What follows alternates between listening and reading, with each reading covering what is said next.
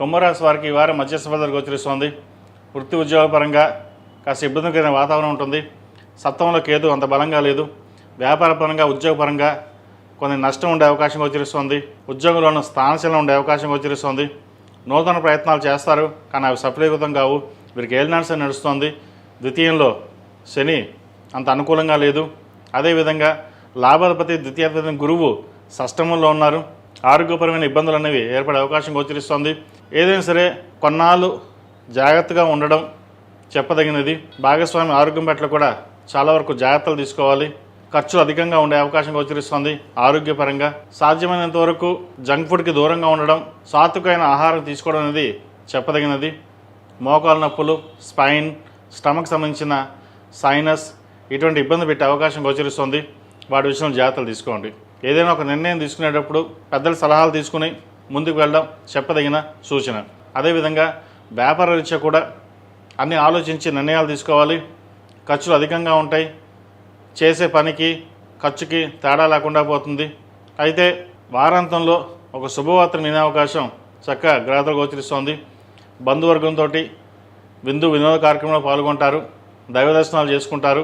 నూతన వాహనం కానీ, ఇల్లు కానీ, బంగారు ఆభరణాలు కానీ కొనుగోలు చేసే అవకాశాలు గ్రహగతులు గోచరిస్తోంది. ఈ రాశిలో జన్మించిన విద్యార్థులకు మంచి అవకాశాలు కలిసి వస్తుంది. జన్మరాశిలో రాహు వీరికి బలంగా ఉన్నారు. వైద్యోత్తులు ఉన్న వారికి, సాఫ్ట్వేర్ రంగాలు ఉన్న వారికి, టెక్నికల్, మెకానికల్ ఈ రంగాల్లో ఉన్న వారికి మంచి అభివృద్ధిలో ఉంటుంది. ఉద్యోగ అవకాశాలు కలిసి వస్తుంది. ఉద్యోగం మనం చేయగలమా లేదా, నూతన ఉద్యోగ ప్రయత్నాలు చేస్తే బాగుంటుందా లేదా అన్న ఆలోచన ఉంటుంది. అయితే నూతన ఉద్యోగ ప్రయత్నాలు ఎవరైతే చేస్తున్నారో చక్కగా కాలం కలిసి వచ్చే విధంగా గ్రహాలు గోచరిస్తోంది. చక్కటి అవకాశాలు కలిసి వస్తాయి. ప్రయత్నాలు ప్రారంభించవచ్చు. విదేశాల కోసం వెళ్ళడానికి వీసాకు సంబంధించిన విషయాలు, స్టూడెంట్ లోన్కి సంబంధించిన విషయాలు కూడా చక్కగా కాలం అనుకూలంగా ఉంది. ప్రయత్నాలు చేయండి. ఈ రాశిలో జన్మించిన స్త్రీలకు వృత్తి ఉద్యోగాల పరంగా, వ్యాపార పరంగా అంత అనుకూలంగా లేదు. జీవిత భాగస్వామితో మాట పట్టింపులు లేదా గొడవలు ఉండే అవకాశం గోచరిస్తుంది. ప్రతి విషయాన్ని ఆలోచించి నిర్ణయాలు తీసుకోవాలి. ఏది ఏమైనప్పటికీ అన్నీ మనకే తెలుసునే ఆలోచనతో కాకుండా క్షుణ్ణంగా పరిశీలించి పెద్దవాళ్ళ సలహాలు తీసుకుని ఉన్నట్లయితే భవిష్యత్తు బాగుంటుంది.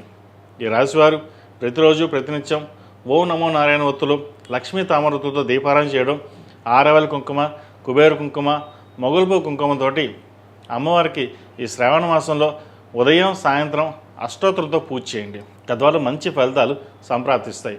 ఈ రాశిలో జన్మించిన వారికి కలిసి వచ్చే సంఖ్య 2, కలిసి వచ్చే రంగు తెలుపు.